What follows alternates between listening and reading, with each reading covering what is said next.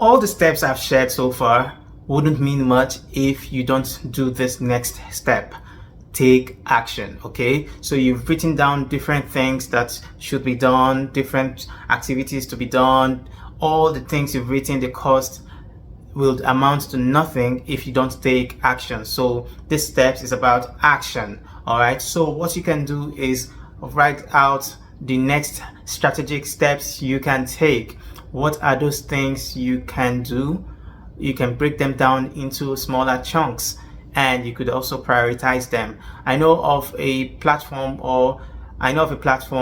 that can help you list out or arrange these items in a way that you could manage them in a task board. So there's Notions, so you can go to notion.so. You could create a sort of backlog of items you should do in order for you to deliver this value, and when it's time for you to work on any of these items, you could move them into the to-do in your to-do list on the board, and when you are done with it, you can move it to done. So it's just like a Kanban task board. So Notions have something like that. There's also the same thing in Miro, M-I-R-O. These tools can help you manage all the tasks you have. There are loads of other tools that can help you. There's Jira as well, but not to get too technical. The point here is for you to have a list of action steps you need to take. You break down all the steps into smaller chunks so that you wouldn't feel overwhelmed, or you wouldn't feel, scared or tired of really getting things done. You could just be getting this product or this business built incrementally, little by little, in little small steps. You're going to build this product. Nothing is going to be built without this very step of taking action. So here, let's start all the things you need to do. The tasks could be like call this person, design the flyer, put out the flyer, design a banner, recruits, anything. Just write out the steps or the action steps you need to take and try to break them into smaller chunks so that you feel empowered to get them done. So for listening up till this point, I have a reward for you. I have one more point as a bonus, one more step as a bonus. I'm going to give you the 4 ingredients that you need to reflect in any proposal you are building. So you're making a proposal, whatever the proposal may be, for a new business, a new product. You need people to partner with you, to join you. These are 4 important ingredients that should be reflected in your proposal. So they are: 1, the capital.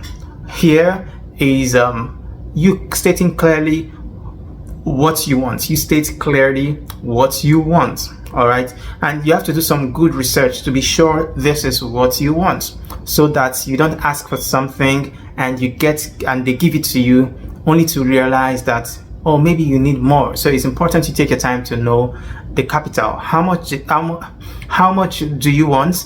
What do you really want? What are those things you can bootstrap? What are those things you can get without really paying much for it? What are those things you can manage and really know the exact amount of help you need? What's the capital? What do you want, okay, from this partnership?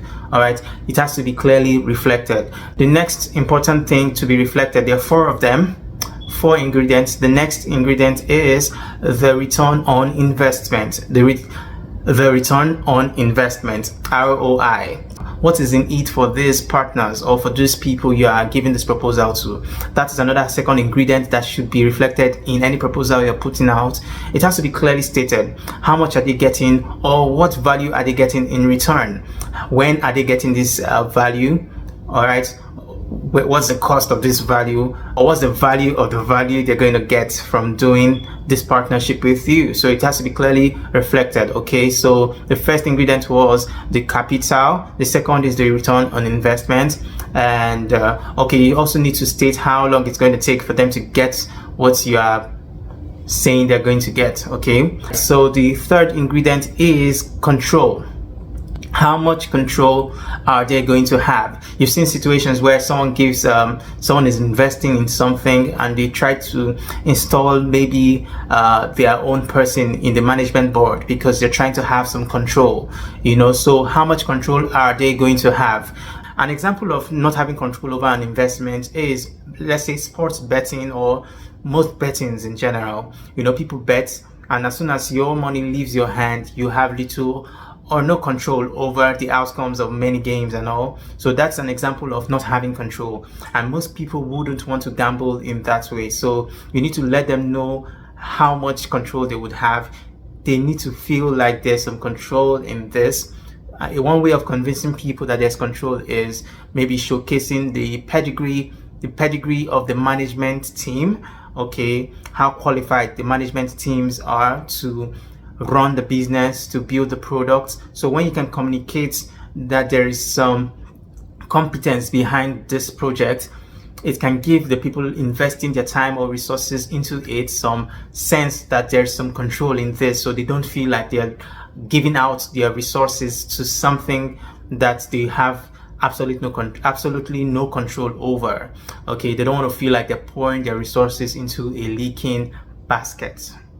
And finally, the last ingredient for a very, very rich proposal that is risk. You need to be able to communicate the risk. There's almost no business or endeavor that is without risk. So you have to communicate that you've thought well about the risk. You have to show the potential partners. You have to show your prospective teammates or people you are calling to do business or partnership with you. You have to show them that you have been thoughtful enough to research all the possible risk, and also show them the measures you've put in place to mitigate this risk. All right, so you have to show them, yes, there's some risk, I've thought about it, and these are the things I've put in place to mitigate this risk. Okay, so those are the 4 ingredients for a rich, convincing, powerful proposal. All right, that was my bonus. Thank you for watching the video thus far. If you're getting value from this video, like, share, and click the subscribe button at the bottom of the video right now. Also, if you want more details on the steps shared in this video, use the link in the description below this video to get access to my book from start to finish. Now, I want to turn it over to you. What steps from today's video have you tried or are you going to try? What challenges have you been facing in developing your ideas? Let me know by leaving a comment below.